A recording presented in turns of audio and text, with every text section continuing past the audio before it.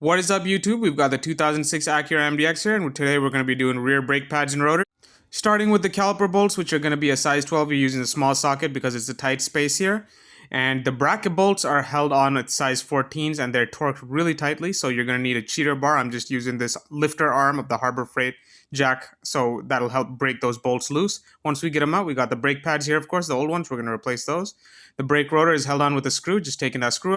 We're going to rinse down this wheel hub with brake cleaner just to get all that brake dust out of there. Don't forget to clean the in and out of the brake bracket too. We're also going to be rinsing down the caliper here. Make sure that caliper is held up. You're going to need a pack of brake lube. From our old brake rotor, we're going to pop out that dust boot. We're going to be needing to shift it to our new rotor. Now, before we put the new rotor on, we're going to be rinsing it down with some brake cleaner and putting it on. We're going to use this lug to hold it in place once we do all the other. Taking a little bit of our brake grease, we're going to put it onto our anti-rattle brake pad clips here and then seat them back onto the brake bracket.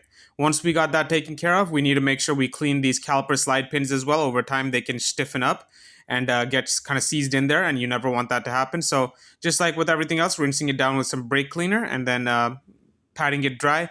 Once it's dry, we're going to dab some brake grease onto there and then put them back into the bracket. That should help them move in and out real smooth. Just like working on your car can be incredibly physically exhausting, but it's also enjoyable, so make sure you're having fun in the process. Alright, so seating our bracket back onto the rotor here. In go the brake pads. Now you want to make sure that you have these in the right way with the shim facing outward. If it's lopsided, then you're going to have to take them out and redo that. Once you have it in, you're going to put some brake grease, and we're going to be greasing the front of the pad and the back just like that. This is a crucial step, so don't forget to grease. In order for the caliper to fit over the new brake pads, we're going to be needing to compress that piston using this brake caliper compression toolkit.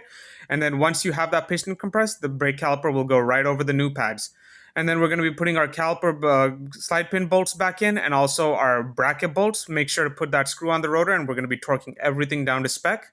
The caliper slide pin bolts are going to be getting 17 foot-pounds and 72 foot-pounds for the bracket bolts. Now, last task is to just put the wheel back on and then torque the lug nuts, and that's it. Yeah, thank you guys for watching this video, and I hope you learned